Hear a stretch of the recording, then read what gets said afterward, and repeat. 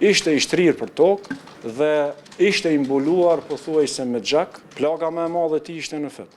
Unë për një moment jam larguar nga kamioni dhe jam nisur në drejtim të policëve ku ata ishin të vendosur. Dhe në atë moment, gjatë shkurjes aty kam vërejtur se nga i detonim, njëri nga pjesëtarët tonë, që në fakt ishte Afrim Bonjaku, ishte i shtrirë për tokë dhe ishte i mbuluar pothuajse me xhak, sepse detonimet që kishin bërë nga grupi tashmë terrorist mund ta quaj, ai ishte plagosur në fund. Plaga më e madhe ti ishte në fund.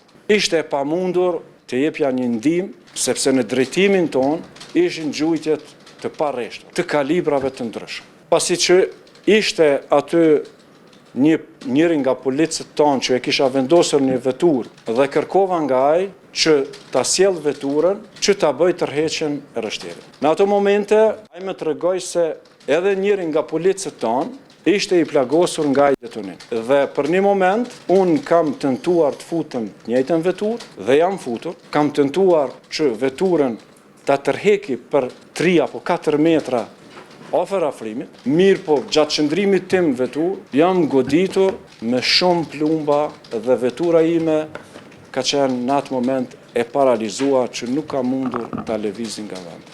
Jam dalur nga vetura, jam kthyer prap tek Afrimi, ku ai më vetëm se ishte duke luftuar për jetën.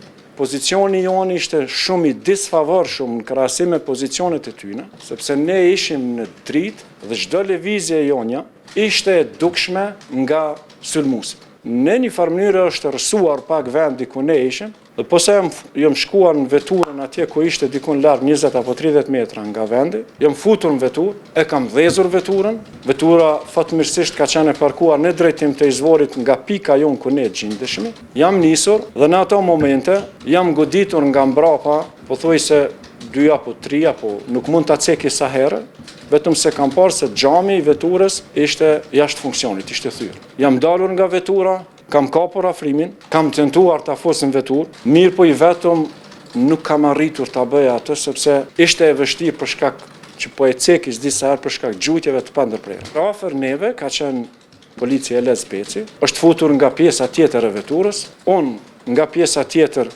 ku ishin gjujtja që vishin drejtim tonin, edhe e kemi futur në veturë rështerë. Jam kthyer në drejtim të Mitrovicës që ta dërgoj në spital. Gjatë kthimit, gjujtësi i cili më ka përcjell mua gjatë gjithë kohës me automjet, më ka goditur në rrotën e parë të automjetit pjesës djathtë. Një herë, unë nuk jam dalur, unë bashkë me Lez Pecin dhe rështeri i cili tashmë është Roji i Kosovës, jemi nisur në drejtim të spitalit të Mitrovicës. Gjatë rrugës, për shkak se automjeti ishte i dëmtuar nga rrotat, pozitja ime ka qenë jo ndoshta edhe sa duhet të shpejt për shkak të dëmtimit të automjetit. Dhe në të hyrë në spital, mjekët më informuan se Afrimi tashmë kishte ndruar. Ishte një organizim jashtëzakonisht mirë i strukturuar dhe i organizuar mirë për shkak të errësirës që ka qenë. Unë kam vrejtur njerëz të uniformuar dhe të armatosur shumë mirë, të armatosur rënd, kam vrejtur se janë njerëz të uniformuar, disa ishin me maska, disa pa maska. Mirë po, identifikimin e tyre nuk mund bëhet për arsye të errësirës dhe njerëzit që ishin me uniforma, ata duken të gjithë gati se të njëjtë. Dëshmitara, mund të tregu cili ka qenë qëllimi i sulmuesve dhe pse pikërisht në atë lokacion ka ndodhur ky sulm dhe në atë kohë? Qëllimi i sulmuesve ishte, sipas mendimit tim, sepse nuk është që ka ndodhur hera parë. Gjatë gjithë kohës ne sa qëndronim në pjesën veriore të Mitrovicës, ne nuk ishim të dëshiruar nga po të njëjtit mund të them pjesëtar, cilët janë të organizuar për gjëra të tilla. Dhe mund të them lirisht se ka pasur edhe sulme tjera që janë sulmuar patrollat e policisë, gjatë kryerjes dhe detyrave të tyre.